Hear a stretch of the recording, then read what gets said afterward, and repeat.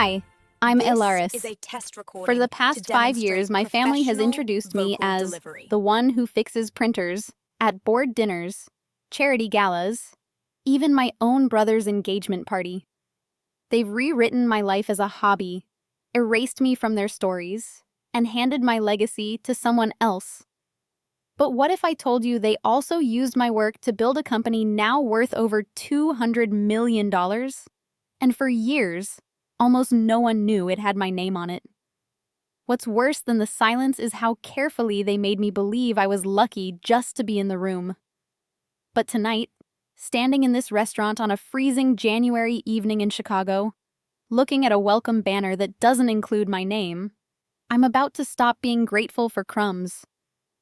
When I stepped into Gibson's bar and steakhouse, the first thing that hit me wasn't the scent of seared ribeye or the soft clink of crystal against mahogany. It was the glaring absence of my name on the welcome banner.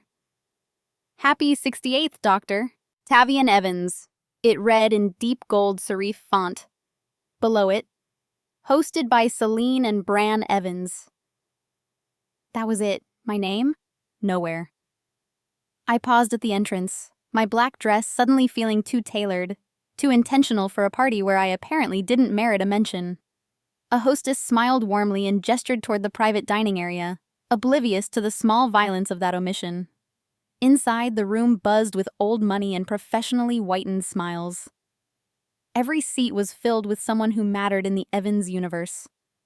Former colleagues of my father from Northwestern Memorial, board members from the hospital where Bran worked, Celine's perfectly polished law partners from Kirkland and Ellis. They shook hands with purpose and laughed like they were all in on something I'd never quite understand. I found my seat near the end of the long table, far from the head where my father sat like a general at a victory banquet. My place card read, Miss E. Evan. Not even my full last name. Missing the "es." I blinked once, smiled to no one in particular, and sat down. As the appetizers made their rounds, so did the wine, the laughter, the perfectly rehearsed anecdotes about cardiac procedures and legal victories. They floated by like a current I had no desire to swim in. I'd learned years ago how to move in this rhythm without leaving a ripple. Nod when expected, laugh quietly when appropriate, contribute nothing that might require follow-up questions. The main toast began after the second course. Tavian stood, cleared his throat with the authority of a man who'd spent 4 decades being listened to in operating rooms. 68 years, he began, raising his glass. Not bad for a guy who spent half his life elbow deep in hearts. Polite laughter rolled through the room. I've had the privilege of working with some of the finest minds in medicine, he continued, his voice carrying that practiced warmth he reserved for public moments. But nothing, and I mean nothing, makes me prouder than watching my son carry the torch forward. He turned to Bran, who wore the expression of someone accustomed to being applauded. My older brother had our father's jawline and our mother's dark eyes. Our real mother, who died when I was 7.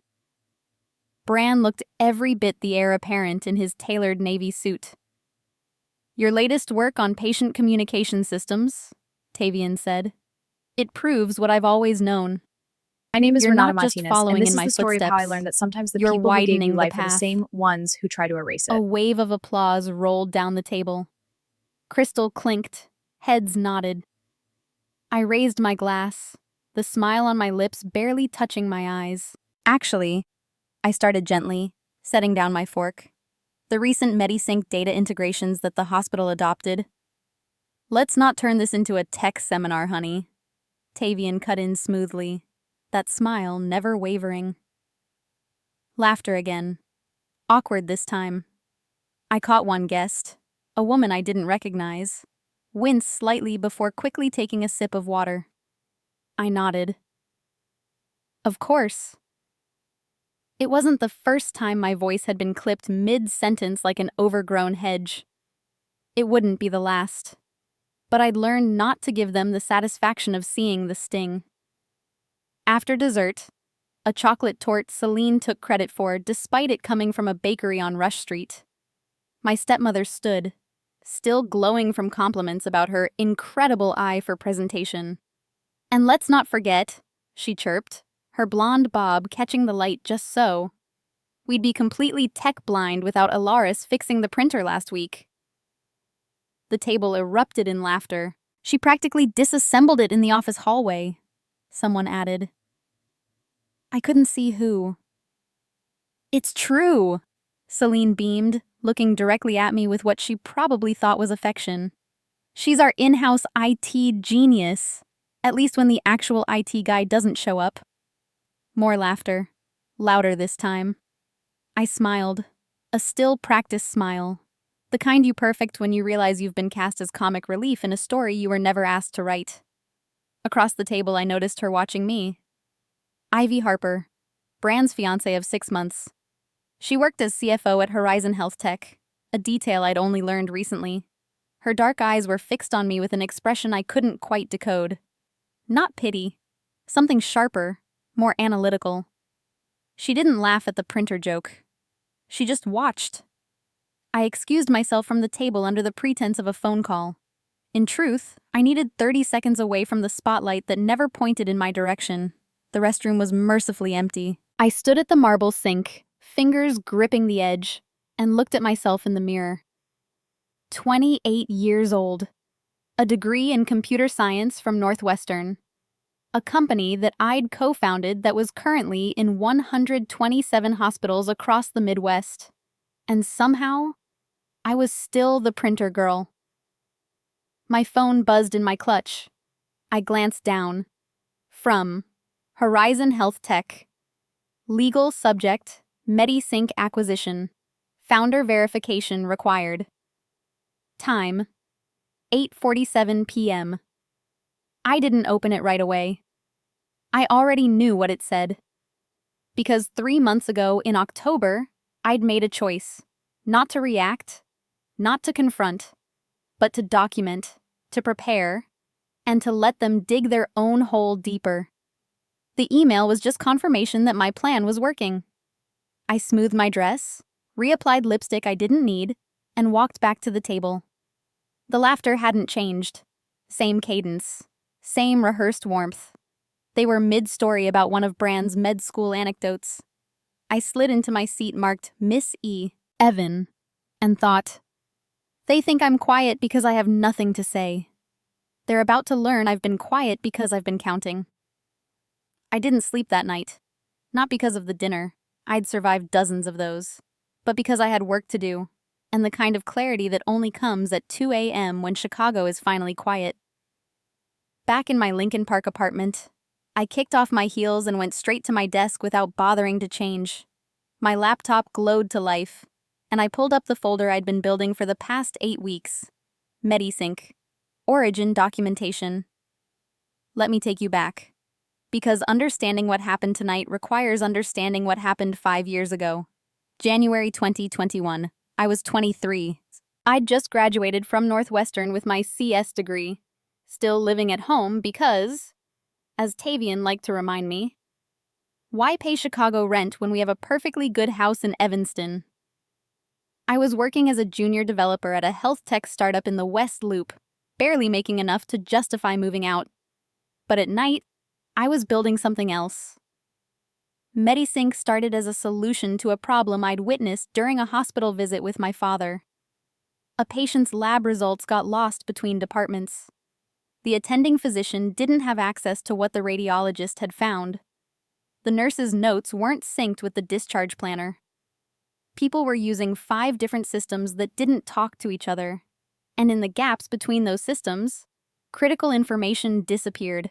I spent 4 months building a prototype, a unified communication platform that could integrate with existing hospital software, creating a single source of truth for patient information across departments.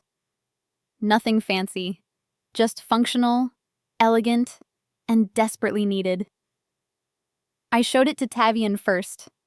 He was in his study, reviewing surgical notes. I'd printed out my wireframes, brought my laptop with the working demo. "Dad, I want to show you something I've been working on." He glanced up from his papers. "Is this about the family computer?" Because if it's running slowly again, no, it's a platform for hospitals to fix the communication breakdown between departments. I walked him through it, showed him how a nurse could input data once and have it instantly available to the attending, the specialist, the pharmacy. How it reduced errors, saved time, potentially saved lives. He looked at the screens for maybe 90 seconds, then closed my laptop. Alaris, you're a problem solver. That's wonderful. But you're not an engineer. You don't understand how hospitals actually work. These systems exist for regulatory reasons, liability reasons. You can't just simplify them. But I did. This prototype already. It's a nice hobby, he said, not unkindly, just dismissively. But let's be realistic about your limitations. You don't have the medical knowledge or the business experience to build something hospitals would actually use. I remember standing there, holding my laptop, feeling like I was 7 years old again, showing him a drawing I'd made that he'd glanced at and said, "Very nice, honey," before returning to his real work. I didn't cry. I just took my notebook, a leather-bound journal where I'd sketched every and this is workflow, stories of how I'm lies every on people. data structure, Sometimes the people who gave you life every are the integration institution you point, erase it and drive it. and placed it on the bookshelf in the family study. Somewhere safe. Somewhere I could come back to it. 2 years later, while helping Celine clean out storage in 2023, I found that same notebook in a box labeled "Donate, Scrap." No note, no explanation, just tossed in with old newspapers and expired printer ink cartridges. That was the moment I stopped asking them to believe in me. Now, in January 2026, sitting at my desk at 2:47 a.m., I pulled up the scanned images of that notebook. Every page, every sketch, every note.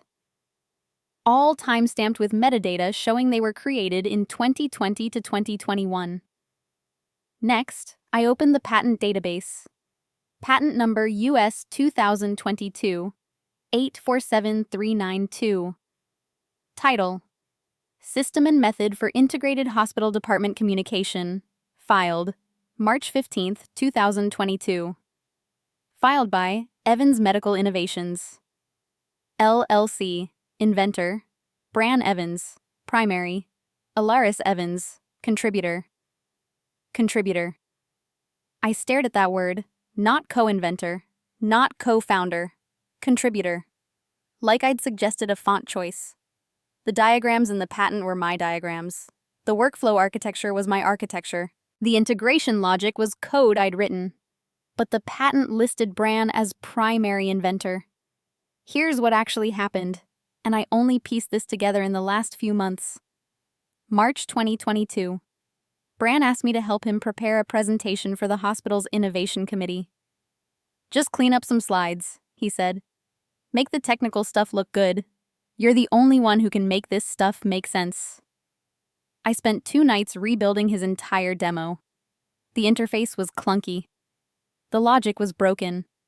I essentially rewrote the backend, formatted the citations, animated the workflows in PowerPoint. He had me sign an NDA, said it was standard. Just about patient data confidentiality. I signed it because he was my brother, and I trusted him. What I didn't know, what I didn't discover until October 2025, was that the NDA included a clause. All work product created during the consulting period becomes the property of Evans Medical Consulting, LLC. Celine had drafted it. She's a corporate lawyer. She knew exactly what she was doing. That consulting agreement gave them legal cover to file the patent using my work. August 2023. Olivia Reeves and I officially founded Metasync. We registered the LLC in Delaware. I owned 60%. Olivia owned 40%. We used our savings, worked out of her garage in Logan Square, and built the platform from scratch. Or so I thought. What we didn't know was that 6 months earlier, the family had filed a provisional patent using my original sketches, my workflows, my architecture. They filed it under Evans Medical Innovations. an entity I'd never heard of, controlled entirely by Tavian, Celine, and Bran. October 2025. I was preparing an investor deck for a potential Series A. Due diligence required listing all relevant patents. That's when I found it. My work, my architecture, my 5 years of nights and weekends, all filed under Bran's name. I called him. Did you file a patent for MediSync? It's complicated, Elle. Mom said we needed to protect the family IP. Family IP? I built this before we even talked about making it a family thing. You used family resources. You lived at home. Dad's connections. I moved out 3 years ago. I built the actual platform with Olivia using our own money in her garage. You took my notebooks, my sketches. It's not like that. Then what is it like, Bran? Silence. I'll fix it, he finally said. I'll talk to Mom. We'll add you as co-inventor. I don't want to be added. I want the truth. I created this. You know I did. Alaris, don't make this complicated. The family's been supportive. I hung up. That night, I didn't cry. I didn't rage.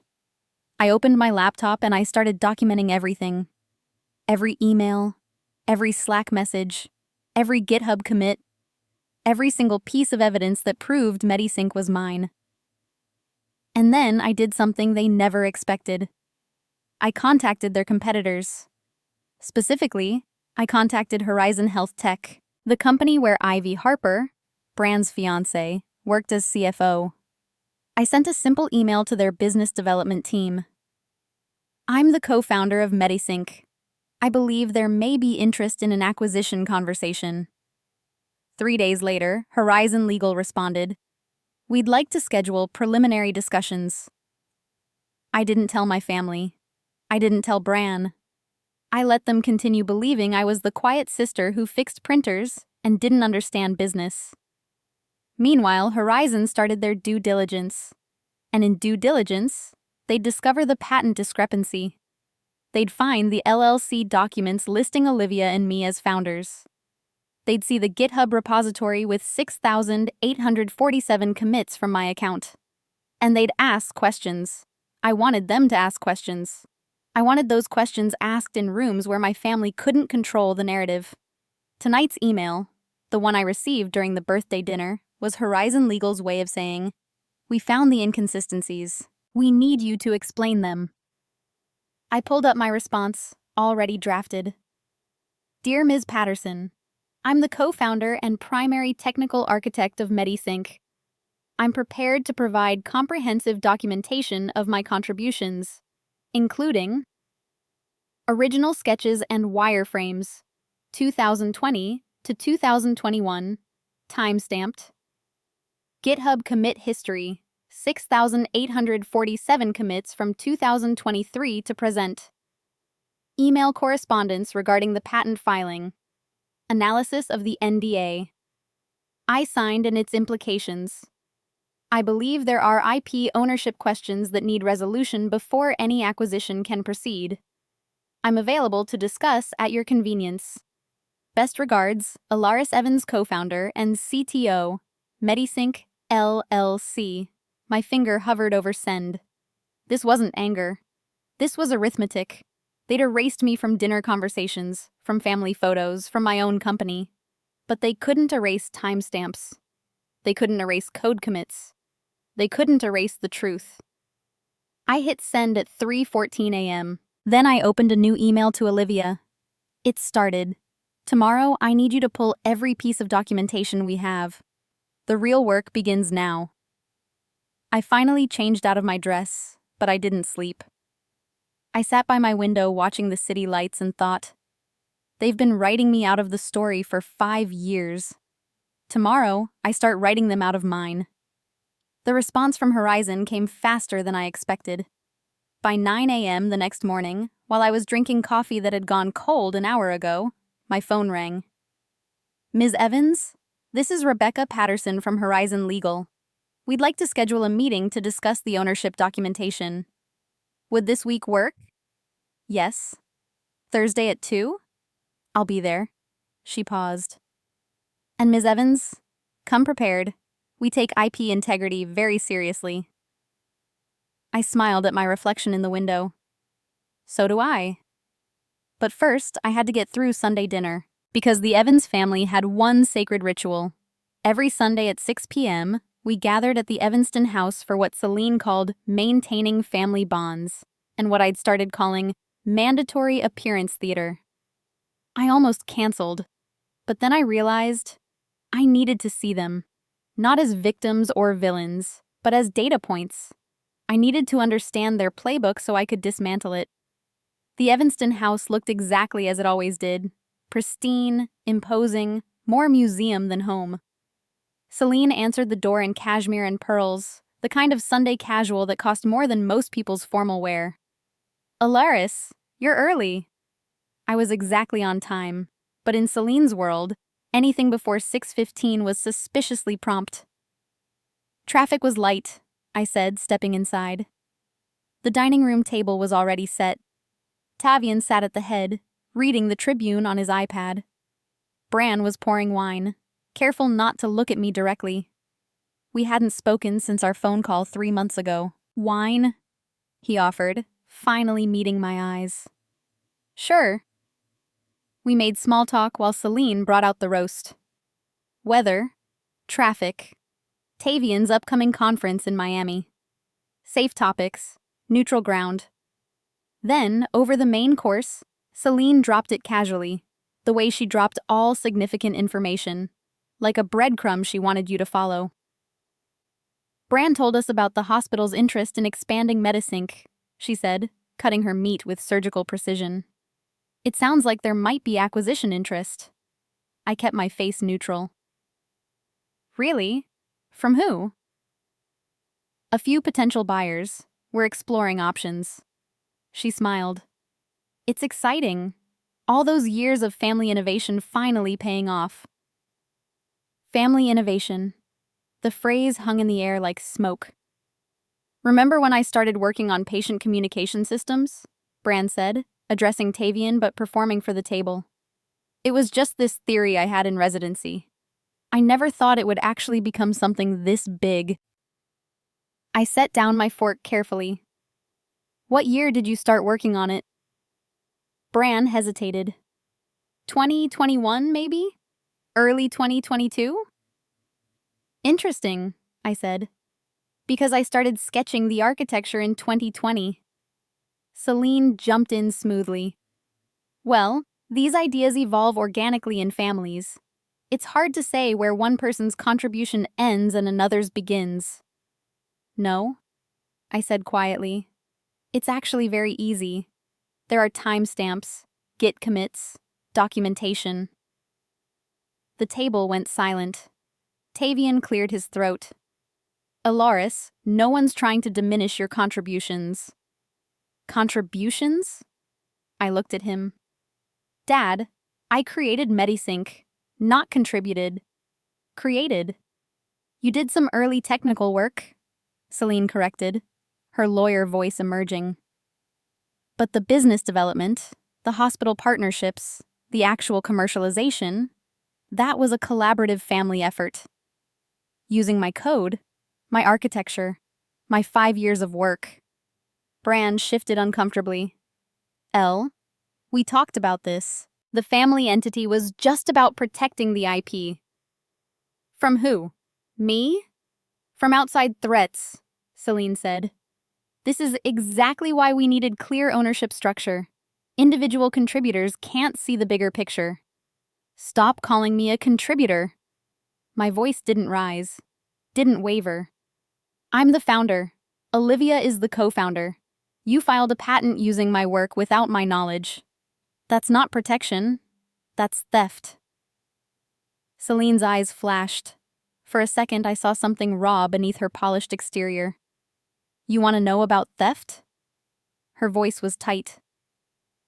20 years ago, an associate at my firm stole my trial brief, presented it as his own work.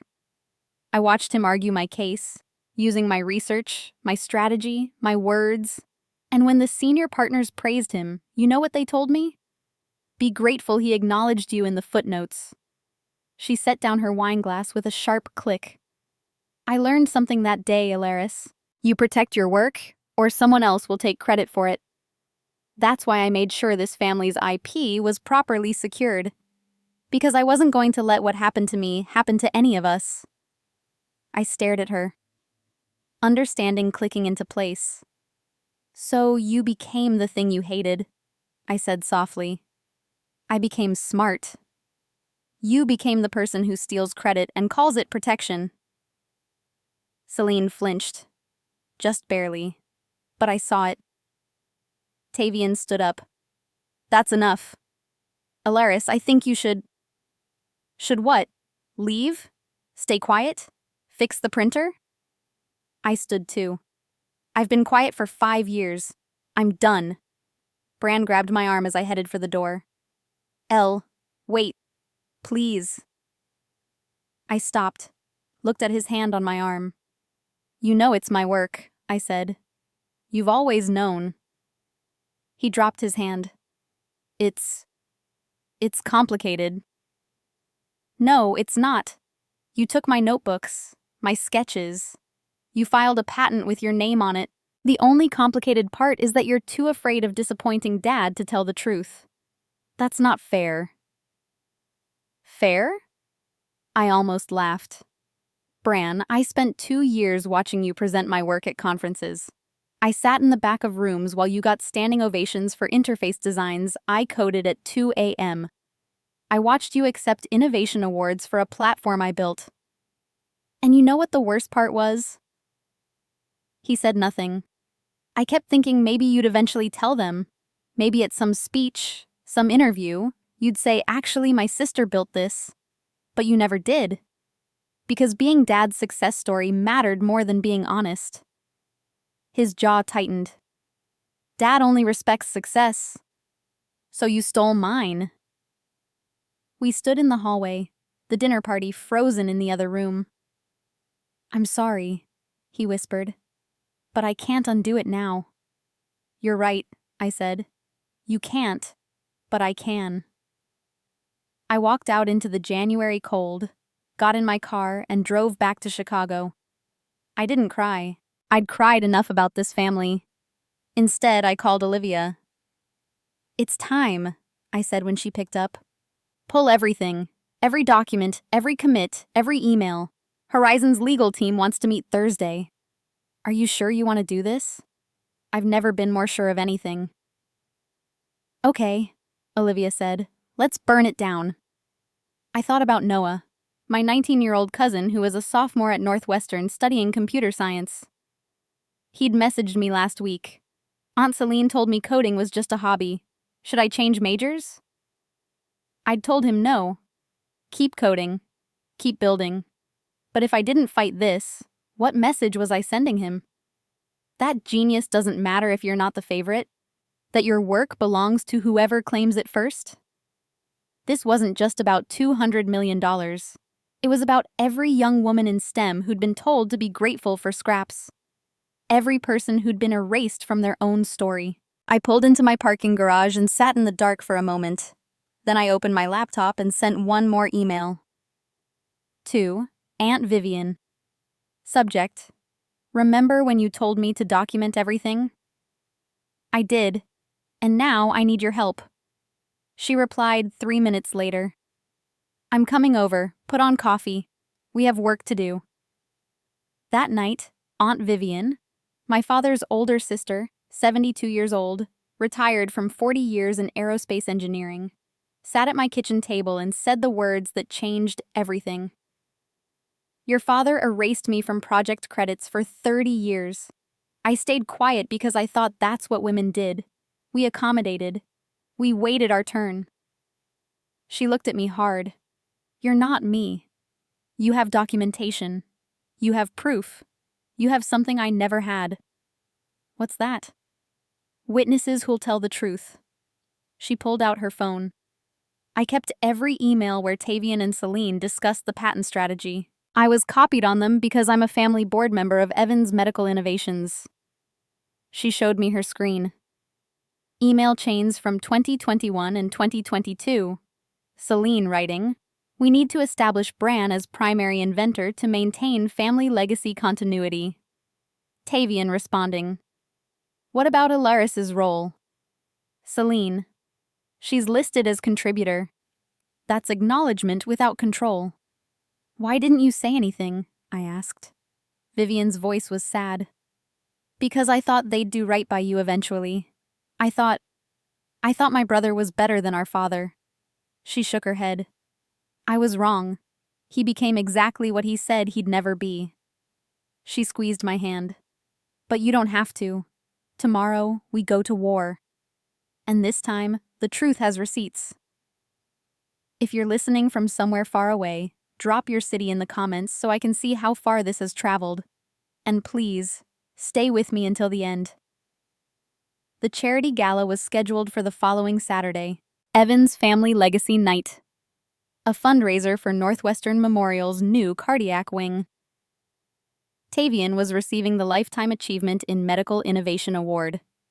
The entire Chicago medical community would be there. I almost didn't go, but Vivian convinced me otherwise. "You need to see how they perform," she said over coffee Wednesday morning. "Watch what they claim, who they credit. Every lie told in public is evidence we can use." So I RSVP'd. Yes.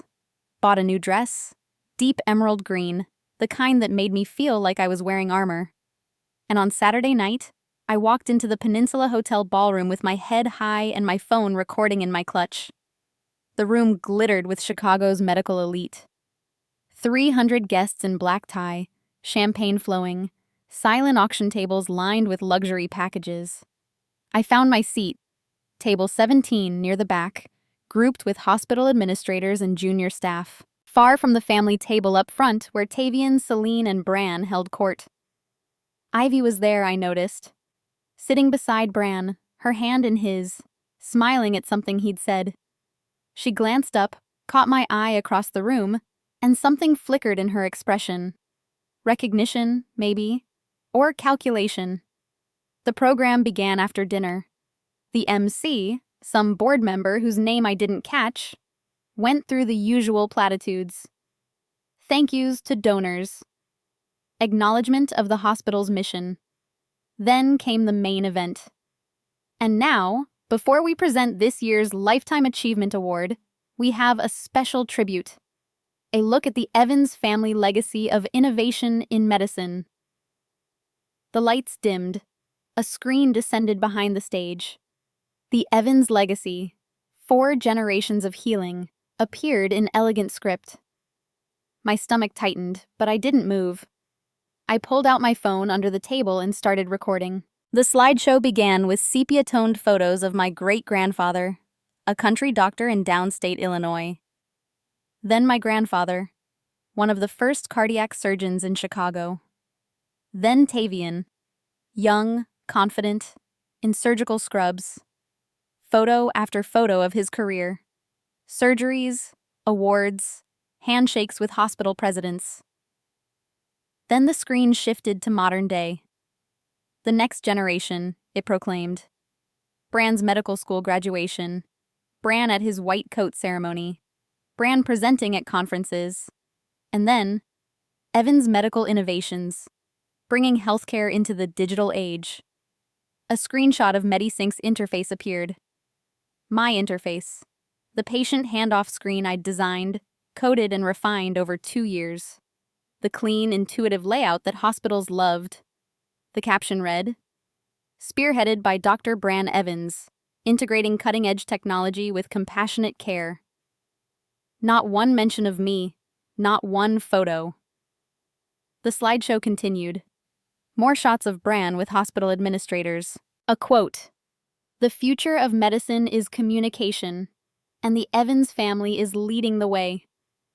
I sat perfectly still, recording everything. Around me, I heard murmurs of appreciation. Someone behind me whispered, "The son really is following in his footsteps." The lights came up. Applause filled the room. Tavian stood, waving appreciatively.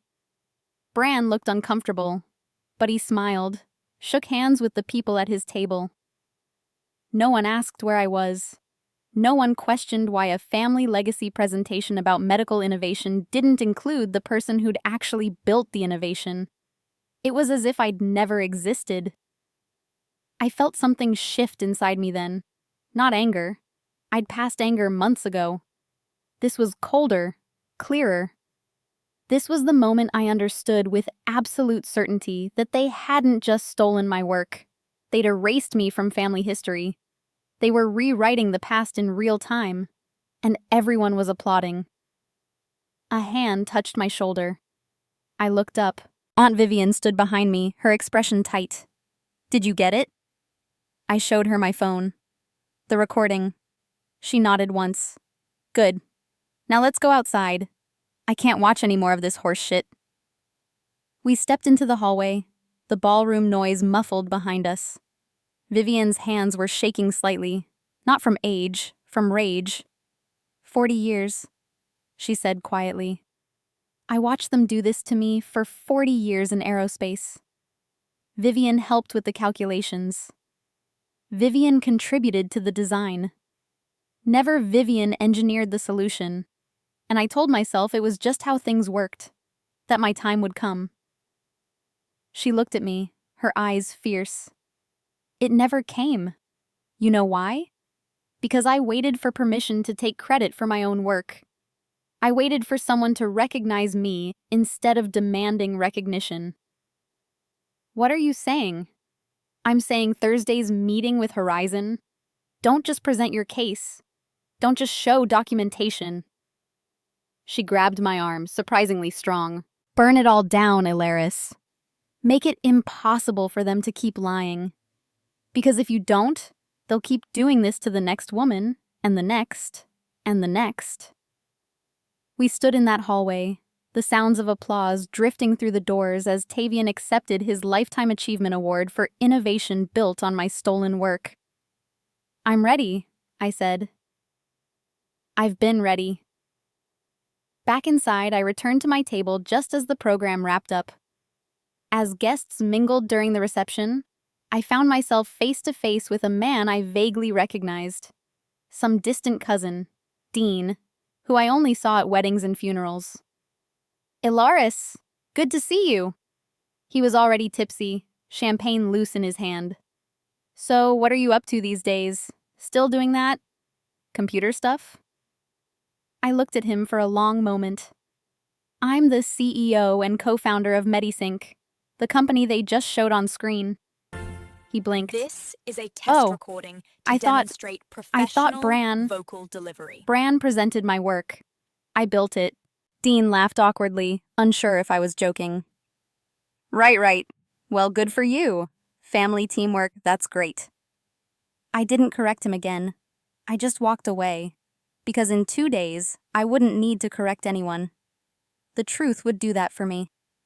Tuesday morning, my phone rang at 7 a.m. It was Celine. Ilaris, I wanted to let you know. We're having Bran and Ivy's engagement party this Saturday. 6 p.m. at Gibson's. Private room. Just family and close friends. I'd been expecting this. Bran and Ivy had been engaged since last summer, but with Ivy's work schedule and Bran's hospital rotations, they'd kept postponing the formal celebration. I'll be there, I said. Wonderful. Oh, and dress code is cocktail attire. We're doing speeches, so if you want to prepare something short and sweet about your brother... I'll prepare something, I said, and hung up. Olivia came over that afternoon. We spent 3 hours reviewing documentation, organizing files, rehearsing responses to questions Horizon's legal team might ask. They're going to bring up the NDA, Olivia said, the one Bran had you sign. I know. Derek already analyzed it. The consulting clause is legally questionable, especially since I'd already created the core IP before signing. But even if it holds, it only covers work during that specific consulting period, March to May 2022. Everything before and after is mine. And the patent filing was March 2022? March 15th, before I signed the NDA, which means they filed using IP I created without my permission before they had any legal claim to it. Olivia leaned back. This is fraud. Yes, I said simply. It is. Saturday arrived cold and clear. I wore black, simple, elegant, impossible to ignore. I arrived at Gibson's at 5:55 p.m. and immediately noticed something off about the seating chart in the private room. 40 guests. Round tables arranged in a U shape around the room. The head table had place cards for Tavian, Celine, Bran, and Ivy. Secondary tables had extended family, Bran's hospital colleagues, Ivy's work friends. My place card was at table 7, near the back, between two people I didn't recognize. But what caught my attention was the name on the card next to mine. Santiago Ruiz, CEO, Horizon Health Tech. Ivy's boss was here, at the family engagement party. I found my seat and watched the room fill. Ivy looked beautiful in a champagne-colored dress, her dark hair swept up, diamond engagement ring catching the light. She was laughing at something one of her colleagues said, but I noticed her eyes kept sweeping the room, cataloging who was present. When her gaze landed on me, she held it for a beat longer than necessary. Then she smiled, professional, unreadable, and turned back to her conversation. Dinner began. Salads, then steaks, the usual rehearsed small talk. I made polite conversation with the strangers at my table while listening to fragments from other conversations. Incredible opportunity for Horizon. The MediSync integration could revolutionize. Evan's family has always been ahead of the curve. They were talking about the acquisition. Here, tonight, at what was supposed to be an engagement party. This wasn't a party. This was a business presentation disguised as a celebration. The speeches began after the main course. Tavian stood first, glass raised.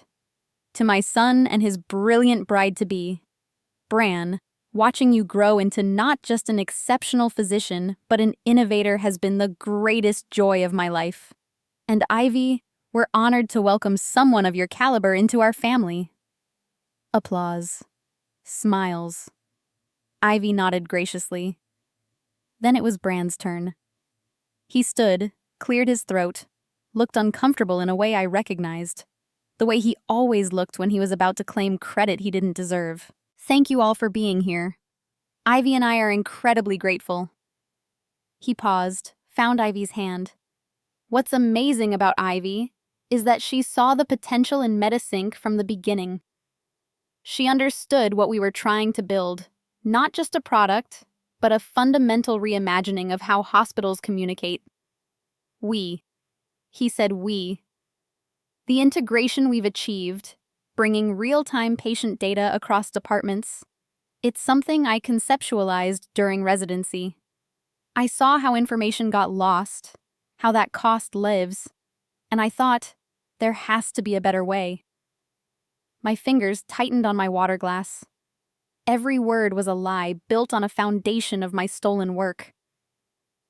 So when Ivy brought Horizon to the table, it felt like everything was coming together. The right product, the right partner, the right moment. He raised his glass. To new beginnings, in love and in business. The room erupted in applause. I didn't move. Then Ivy stood. The room quieted, waiting for the bride's speech. Thank you, Bran. And thank you all for being here tonight. She glanced at her notes, then looked up, directly at me. I have to admit, when Bran first told me about MediSync, I was skeptical. Healthcare tech is crowded. Everyone claims they can fix communication. But when I looked at the actual architecture, the integration logic, the elegant simplicity of the design, she paused. I knew I was looking at something special. She turned to Santiago Ruiz. My boss can attest. I don't praise products lightly. I spent 3 months in due diligence, and every layer I peeled back revealed more sophistication. Then she did something that made the room shift. She looked directly at me again. Bran, you mentioned conceptualizing this during residency. What year was that? The question hung in the air. Bran froze, champagne glass halfway to his lips. 2021? Early 2022? Ivy smiled. Interesting. Because when I reviewed the corporate formation documents for Medisync LLC, they list the company as founded in August 2023 by... She pulled out her phone, pretended to check. Alaris Evans and Olivia Reeves. The room went dead silent. I'm sorry, Ivy continued, voice perfectly pleasant. I'm just trying to get my timeline straight. Alaris, you're here, right? Every head turned toward me. Yes, I said clearly. I'm here. You're the E. Evans listed on the LLC formation documents? I am. And the E. Evans with 6,847 commits on the private GitHub repository? My heart was pounding, but my voice stayed steady. Yes. Ivy tilted her head. So you're the founder. Not a question. A statement of fact. Co-founder, I said, with Olivia Reeves. The silence was so complete I could hear someone's phone buzzing 3 tables away. Selene stood up quickly, damage control mode activated. This is a family business, Ivy. Everyone contributed in different ways. Then why does the patent list Alaris as a contributor and not an inventor? Ivy's voice remained calm, but there was steel underneath. Selene froze. I'm asking, Ivy continued, looking around the room, because Horizon completed due diligence last week. We found some inconsistencies. There are 2 separate corporate entities, Medisync LLC, founded by Alaris and Olivia in 2023, and Evans Medical Innovations, which filed patent number US 202-2847392 in March 2022. She looked at Selene. That's 15 months before Medisync LLC was even created. Bran set down his glass. His hand was shaking. Who signed the IP transfer agreement? Ivy asked. No one answered. Because I can't find one, which means either there was no legal transfer and the patent filing is fraudulent, or someone forged a signature. She turned to me. Alaris, did you sign an IP transfer agreement? Every eye in the room locked on me. I stood slowly, reached into my clutch, pulled out my phone and walked to the small projector screen that had been set up for the slideshow Selene had planned. May I? I asked. Ivy gestured. Go ahead. I connected my phone, pulled up the document I'd prepared. This, I said, my voice carrying across the silent room, is the IP assignment agreement filed with the Patent Office. March 10th, 2022. You can see my signature here. I zoomed in on the signature line. Alaris Evans in flowing script. Then I pulled up my driver's license, held it up to the screen. My real signature, completely different. Sharper angles, different letter formation, not even close. That's not my signature, I said quietly. I never signed this document. I never agreed to transfer my intellectual property to Evans Medical Innovations. Because I didn't even know Evans Medical Innovations existed until October 2025. The room erupted. Whispers exploded into shocked conversations. I heard someone gasp. Phones came out. Guests started recording. Santiago Ruiz stood up, his face grave. Bran, Tavian, did you file a patent using IP that didn't belong to you? Tavian started to speak, but I cut him off. I can prove everything, I said. I pulled up my next slide. This is my original notebook, fall 2020. You can see the date stamps. These are my hand-drawn wireframes for what would become Medisync. Swipe. This is the first Git commit to the Medisync repository. January 15th, 2021. My account. Swipe. This is the patent filing. March 2022. The diagrams are identical to my 2020 sketches. Identical. Because they copied them. Swipe. This is the NDA Bran had me sign. April 2022. After the patent was filed. The consulting clause says work product belongs to Evans Medical Consulting. But that only covers work done during the consulting period. The core IP was created 2 years earlier. I looked at Bran. He couldn't meet my eyes. You stole my work, I said. Not angry, just factual. You filed a patent with a forged signature. You've been claiming credit for something I created for 5 years. Bran stood slowly. His face was pale. The family entity was supposed to protect... Protect who? You? From having to admit your little sister was smarter than you? That's not fair. Fair? My voice finally rose. You stood in front of 300 people last Saturday and accepted an award for my work. You gave speeches about your vision. You let them put your face on my code. And you want to talk about fair? Ilaris? Celine tried. I turned to her. You knew. You drafted that NDA specifically to create plausible deniability. You forged my signature. You filed a fraudulent patent. And you did it because you couldn't stand the idea that I built something without needing you. Her face went white, then red.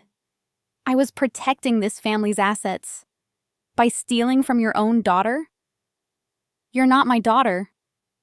The words hung in the air like poison. No, I said softly. I'm not. But that doesn't give you the right to erase me. I looked at Santiago Ruiz. Mr. Ruiz, my attorney has prepared comprehensive documentation for Horizon's review. The real ownership structure. The real timeline. The real creators of Medisync. He nodded slowly. I think we'll need to review everything before proceeding with any acquisition. I looked at Ivy. She was watching me with something like respect in her eyes. I'm sorry, I told her. I know this is your engagement party, but I couldn't let them lie anymore. Don't apologize, Ivy said quietly. I asked the questions because I needed to know the truth. And now I do. She turned to Bran. We need to talk. Privately. I gathered my things. As I headed for the door, I passed my father. He looked older suddenly. Smaller. You're destroying this family, he said. No, Dad, I replied. I'm telling the truth. You're just not used to hearing it. I walked out into the February cold, got in my car, and finally let myself shake. My phone buzzed. Text from Olivia. Holy shit, are you okay? Me. I'm perfect. Meet me at my place. We have work to do. Because this was just the beginning. I didn't go home right away. I drove to Olivia's apartment in Logan Square, where we'd built the first version of Medisync in her garage 3 years ago. She was waiting with coffee and the kind of fierce hug only your best friend can give. That was the most badass thing I've ever seen, she said. I laughed, but it came out shaky. The adrenaline was wearing off, leaving exhaustion in its wake.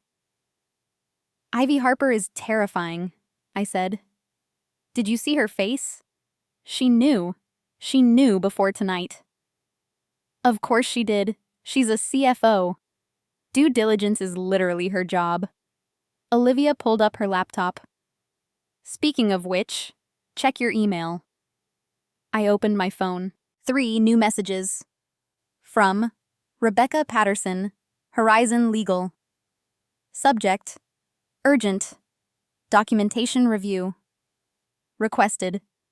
Ms. Evans, please provide all materials at earliest convenience. Meeting scheduled. Monday, 9 a.m. From Derek Price, my attorney. Subject, call me now. Ilaris, what the hell happened? I have 4 voicemails from Evans' family attorneys.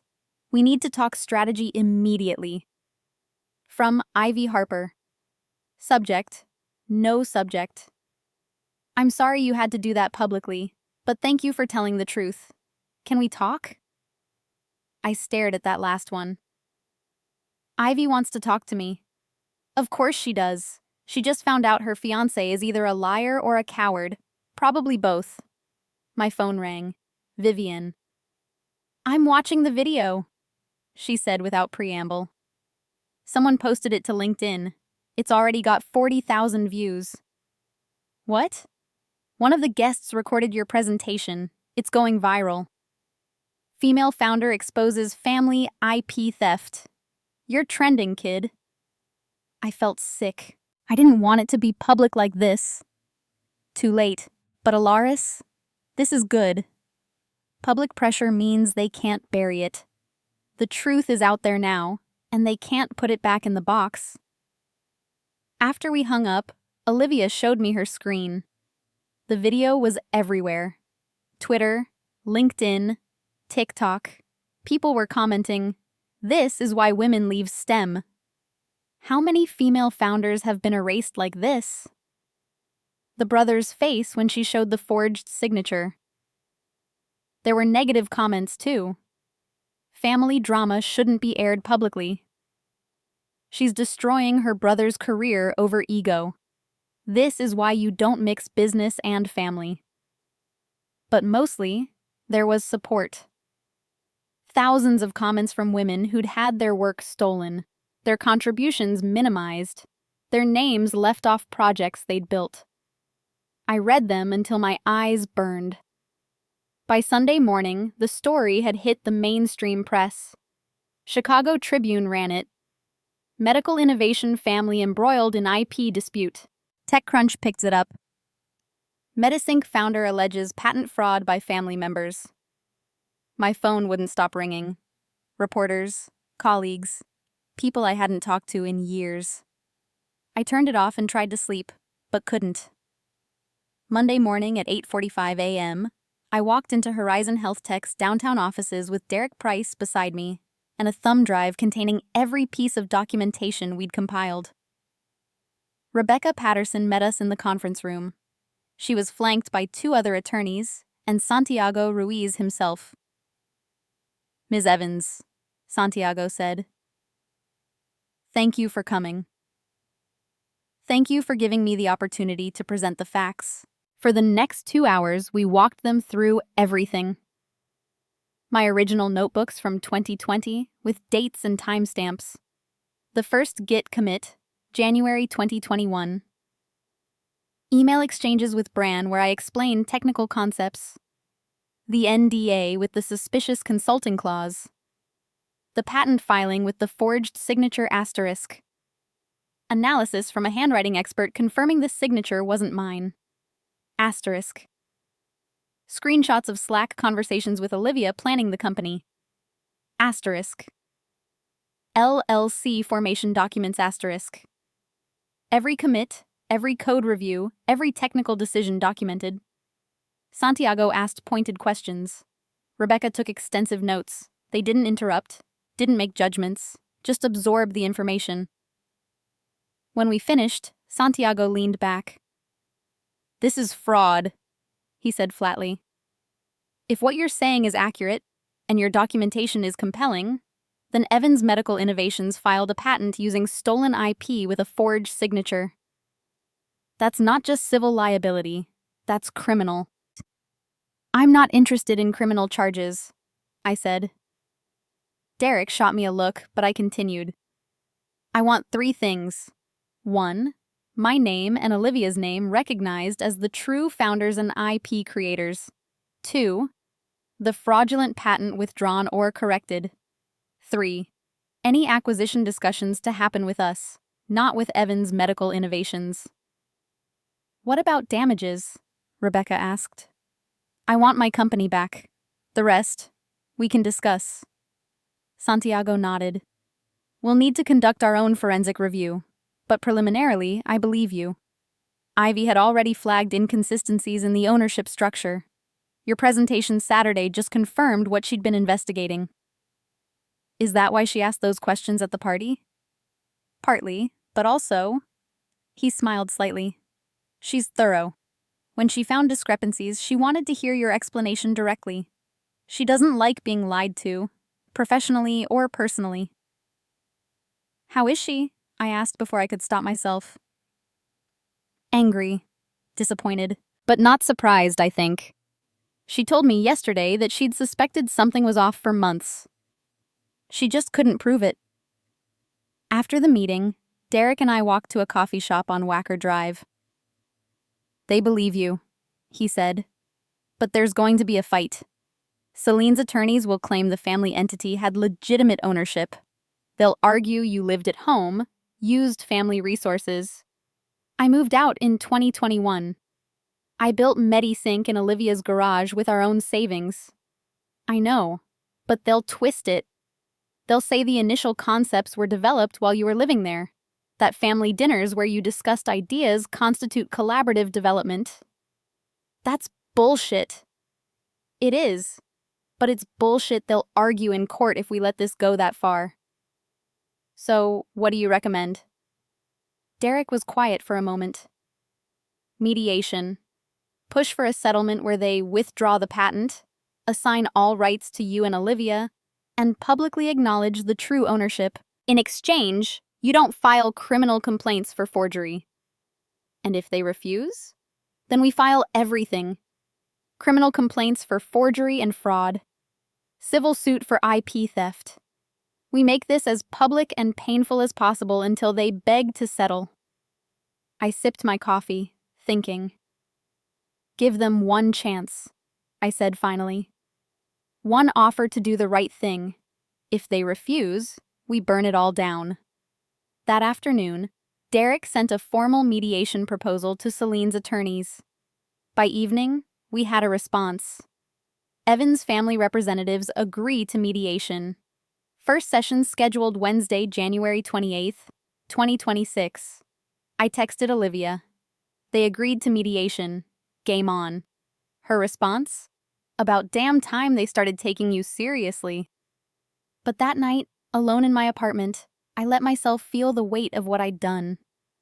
I'd stood in front of my family, my father's colleagues, my brother's fiancé, and called them thieves. I'd made private family dysfunction into public spectacle. Part of me felt powerful. Part of me felt like I'd just detonated a bomb I could never rebuild from. My phone buzzed. A text from a number I didn't recognize. This is Noah, your cousin. I saw what happened. I have something you need to see. Can we meet? I stared at the message. Noah was 19, a sophomore at Northwestern studying computer science.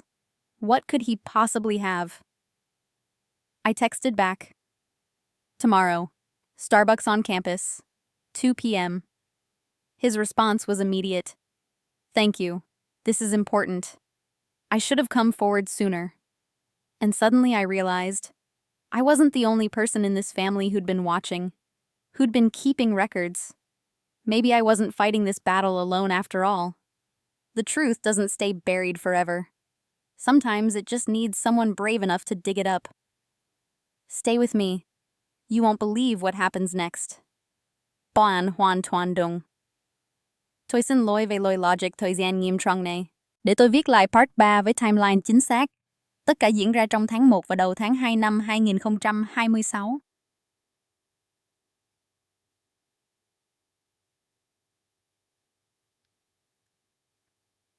I met Noah at the Starbucks on Sherman Avenue, just off Northwestern's campus, Sunday morning, 2 days after the engagement party explosion. He was waiting at a corner table, laptop open, nervously drumming his fingers against his coffee cup. When he saw me, he stood up so quickly he almost knocked over his chair.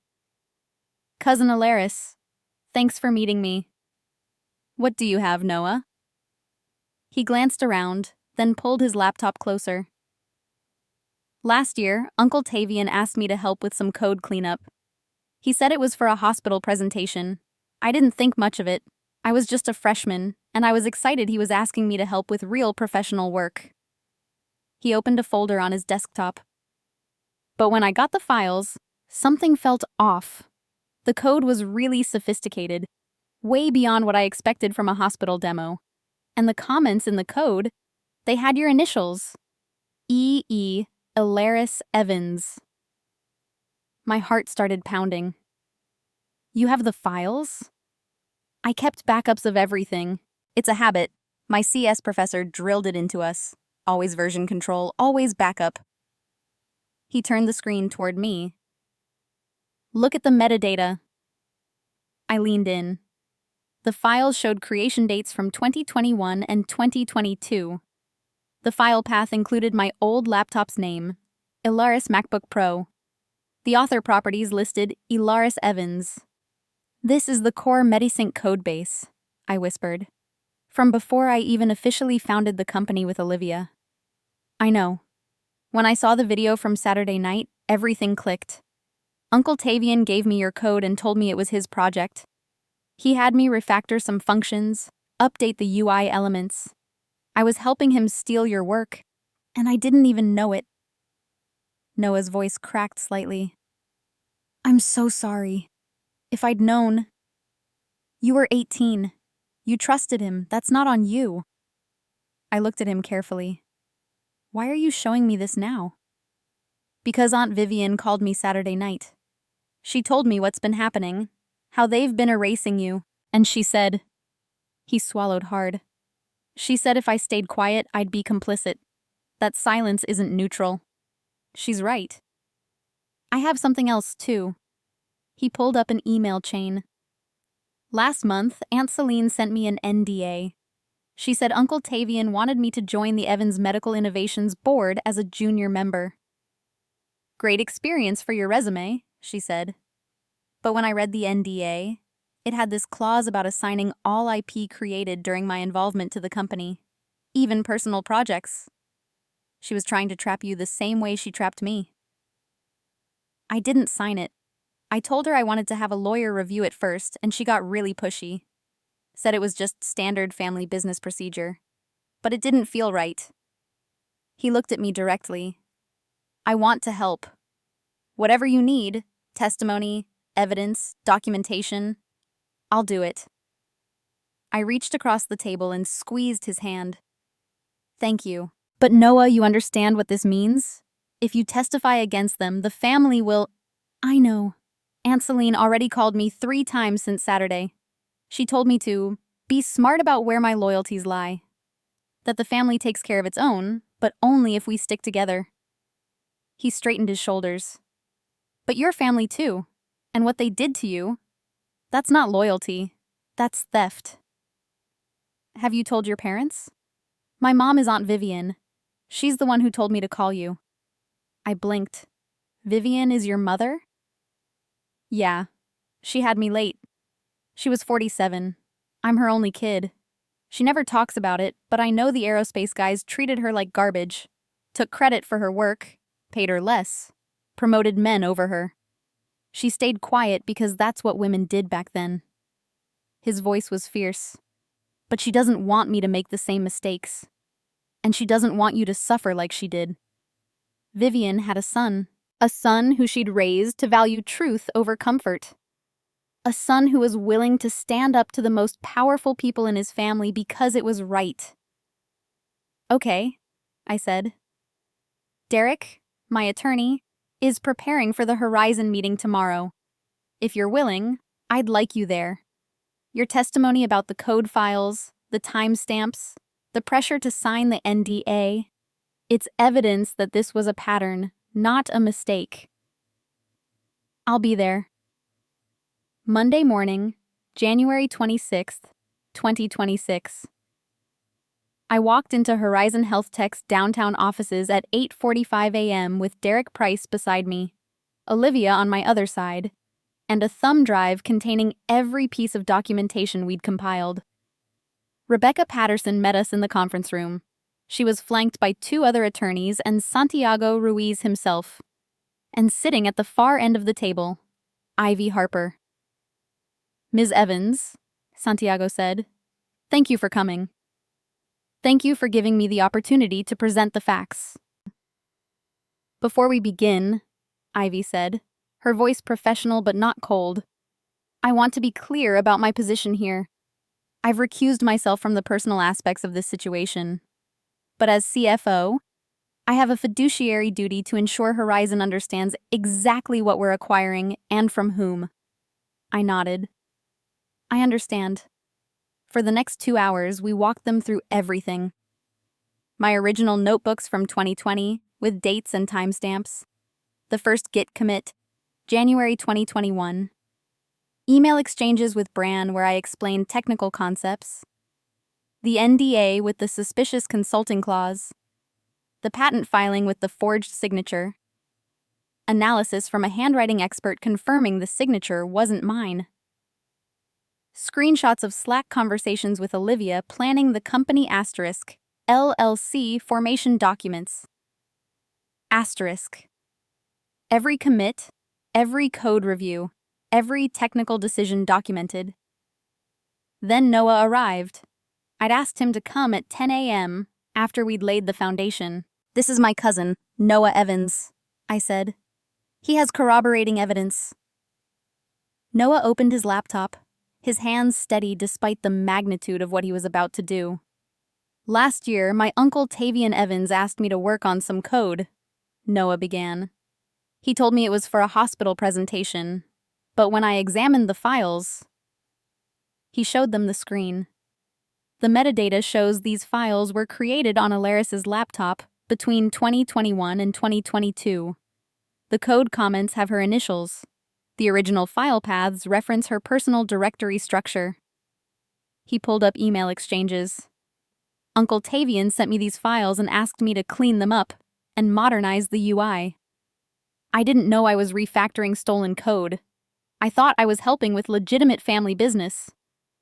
Santiago leaned forward. "You're willing to testify to this?" "Yes, sir. And there's more."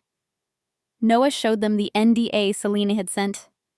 "My Aunt Selene tried to get me to sign this NDA last month. It includes a clause that would assign all my IP, including personal projects and schoolwork, to Evans Medical Innovations. When I asked to have a lawyer review it, she pressured me to sign immediately." Rebecca Patterson took notes rapidly. "This establishes a pattern of IP appropriation." Santiago nodded slowly. "Ms. Evans, I believe you. Your documentation is comprehensive, but I need to understand, what outcome are you seeking?" "I want to proceed with the acquisition," I said clearly. "But Horizon needs to acquire Medisync from the actual owners, Olivia Reeves and myself, not from Evans Medical Innovations." "What about the patent?" "The patent is fraudulent. We'll have it withdrawn or corrected. But there's something else you should know." I pulled out my second laptop.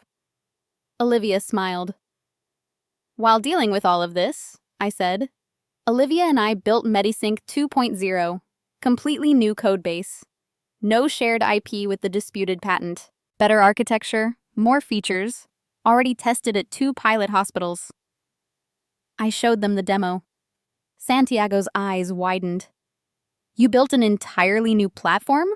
While fighting a legal battle with your family?" "We needed leverage," Olivia said simply. "If the acquisition fell through because of IP disputes, we'd launch 2.0 independently. We didn't need Horizon to survive, but we wanted to work with you because we believe in the partnership." "You were negotiating with a backup plan the whole time," Ivy said. There was something like admiration in her voice. "We were negotiating with the truth and options," I corrected. "That's all anyone needs." Santiago stood and extended his hand. "Here's what I propose. We pause discussions with Evans Medical Innovations immediately. We engage directly with Medisync LLC, meaning you and Ms. Reeves. Our legal team will work with yours to resolve the patent issue. And once that's clean, we move forward with acquisition." "What's the timeline?" Derek asked.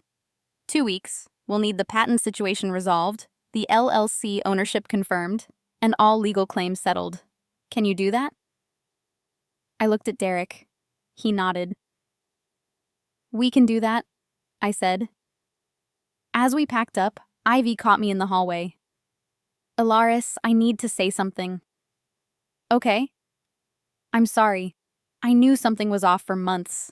The ownership documents didn't match the patent filings. The commit history didn't align with Brand's technical knowledge. I should have asked questions sooner.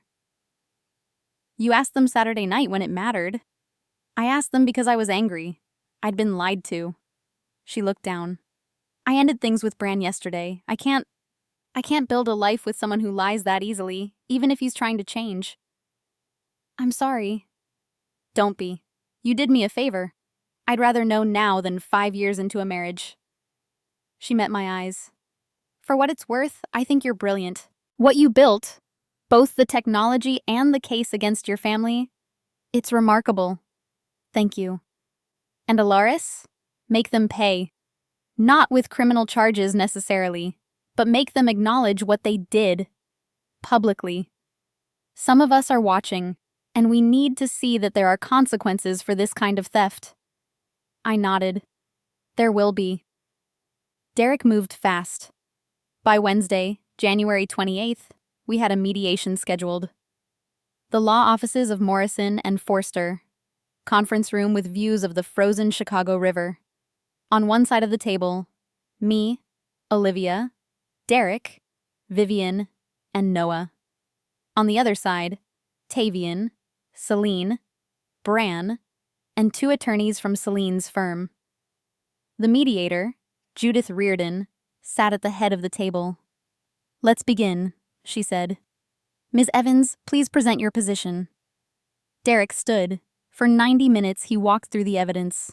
Every notebook, every commit, every forged signature, every lie. When he finished, Celine's attorney tried to argue collaborative development, family resources, shared ideation. Show me one email, Derek interrupted. One document. One piece of evidence that Tavian or Bran contributed to the technical architecture. Silence. That's when Bran stood up.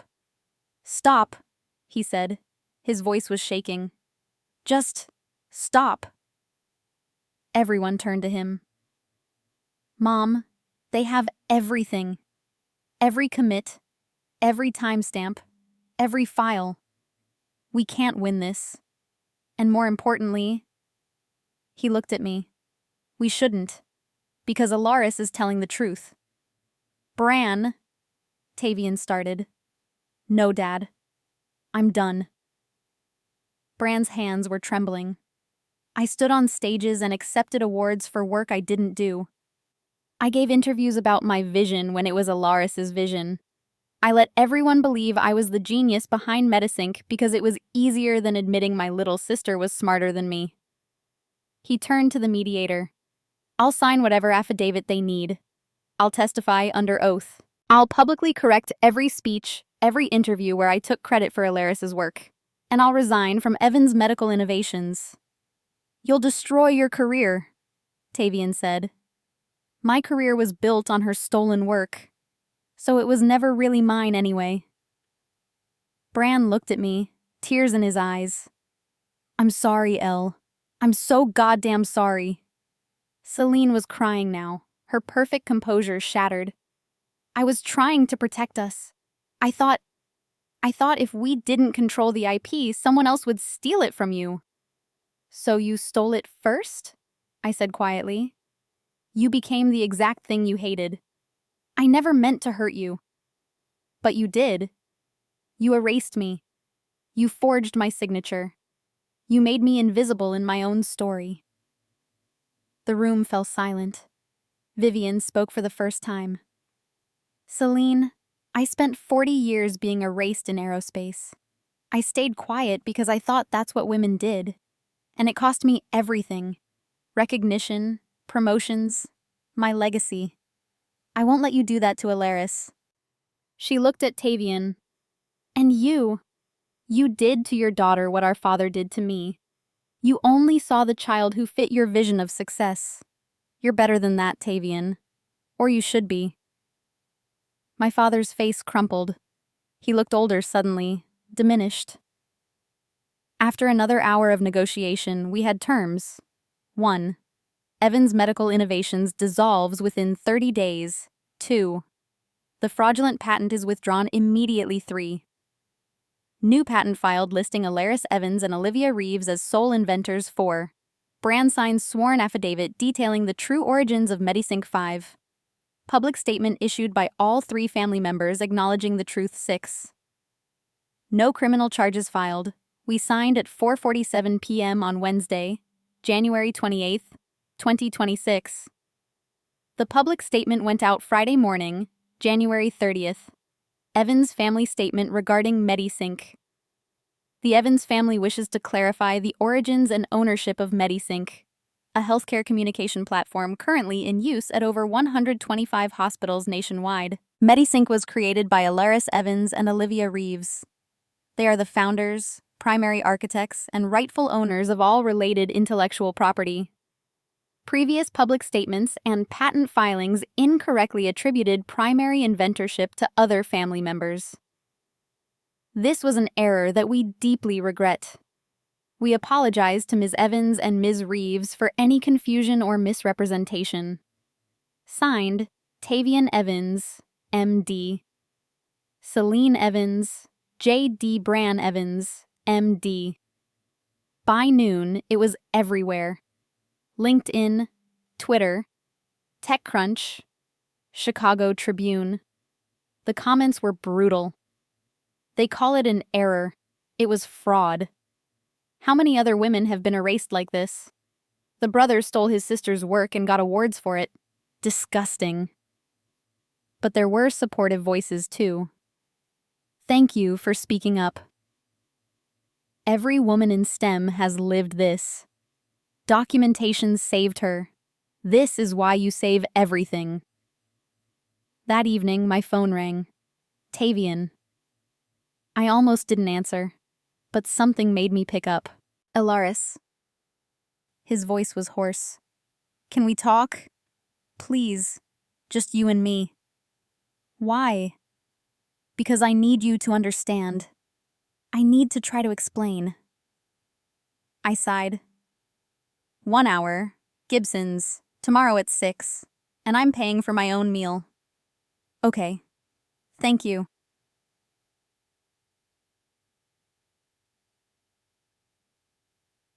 Saturday evening, I sat across from my father in a booth at the back of Gibson's, the same restaurant where his birthday dinner had started all of this 3 weeks ago. He looked tired, older. The confidence I'd always known had drained away, leaving something raw and uncertain. Your mother would be ashamed of me, he said quietly.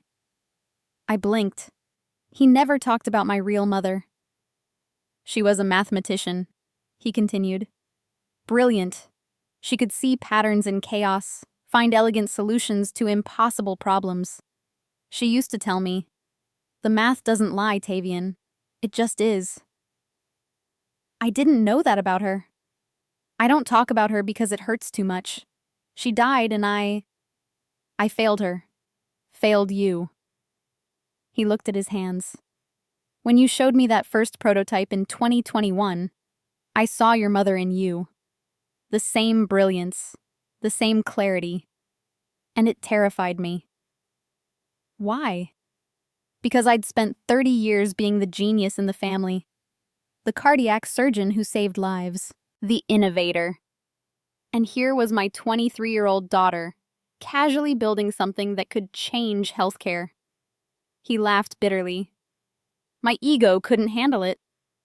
So you dismissed me. So I convinced myself you weren't serious, that it was a hobby, that you needed my guidance, my connections, my legitimacy to make it real. He looked up, eyes red.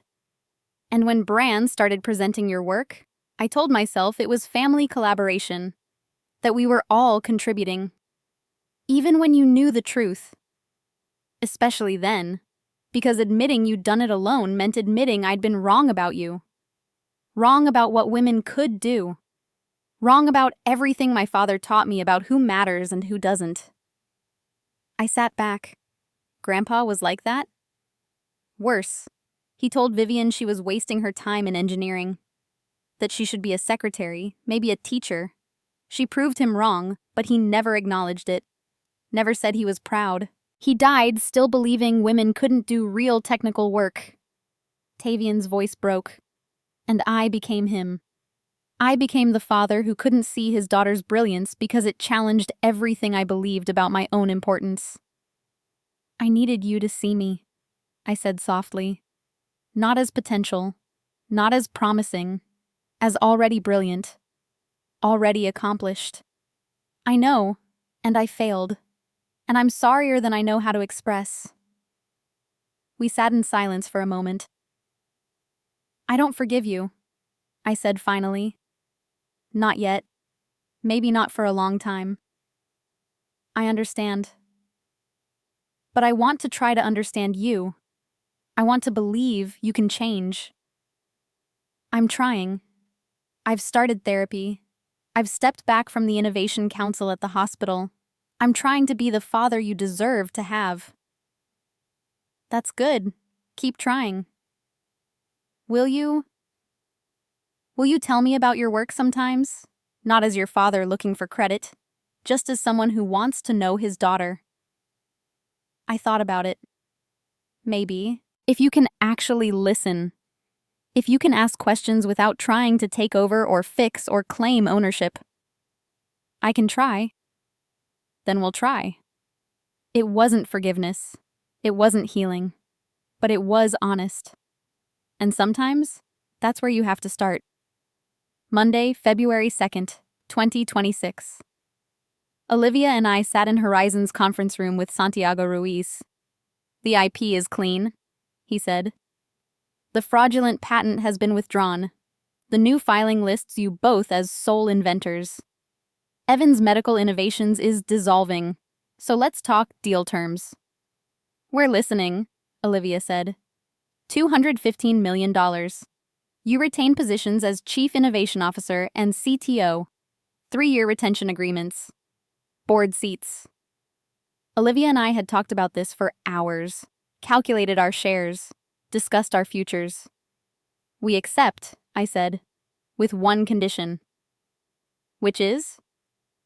Horizon creates a $10 million fund for women in STEM who've had IP stolen or credit misappropriated. Free legal consultation, protection services, mentorship, documentation training. The Ghost Founder Initiative, Olivia added. Santiago considered for a moment, then smiled. Done. We'll announce it with the acquisition. It's good business and good ethics. There's one more thing you should know, I said. I pulled up Medisync 2.0 on my laptop. We built this while negotiating. Completely new codebase. If the deal had fallen through, we'd have launched independently. Santiago laughed. You had a nuclear option the whole time. We had the truth and a backup plan. That's all anyone needs. We signed the papers at 3:15 p.m. on Monday, February 2nd, 2026. The press release went out an hour later. Horizon Health Tech acquires Medisync for $215 million. Horizon Health Tech announced today the acquisition of Medisync, founded by Alaris Evans and Olivia Reeves. My name. First line, no asterisks, just the truth. 1 week later, Saturday, February 7th, 2026, Olivia and I stood in our new office at Horizon's headquarters. The nameplate on my door read, Alaris Evans, co-founder and Chief Innovation Officer. My phone buzzed. An email. From Maya Chen, Stanford University. Subject: They stole my AI research.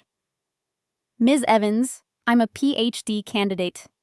My advisor published my machine learning model under his name. I have commit history proving it's mine, but no money for lawyers. I heard about your Ghost Founder initiative. Can you help?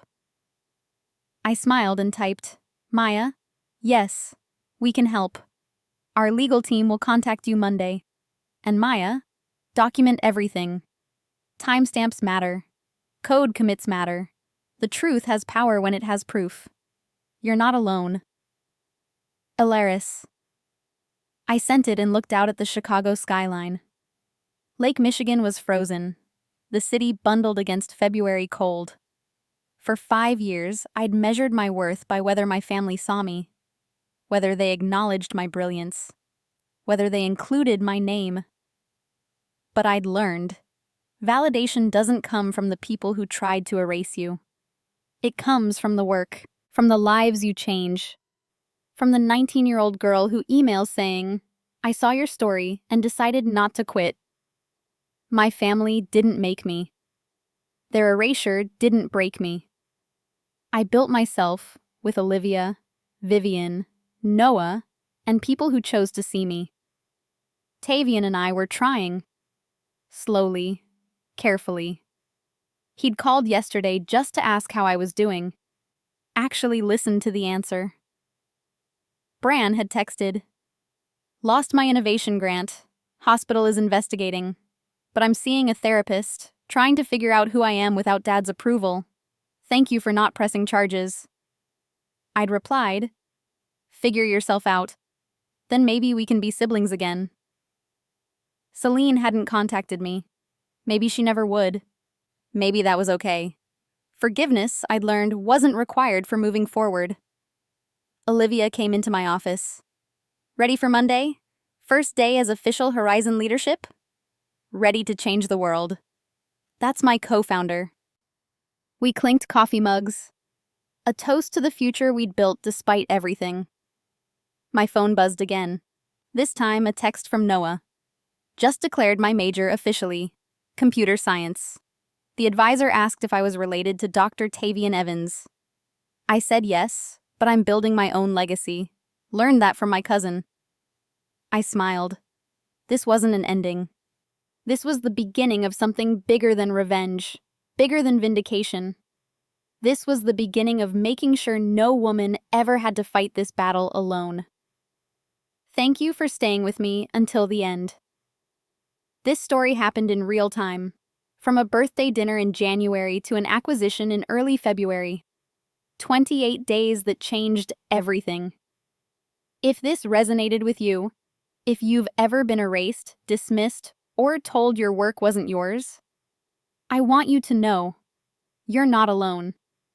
Your brilliance is real. Your work matters. And you deserve your name on everything you create. Please subscribe to this channel. There are more stories coming.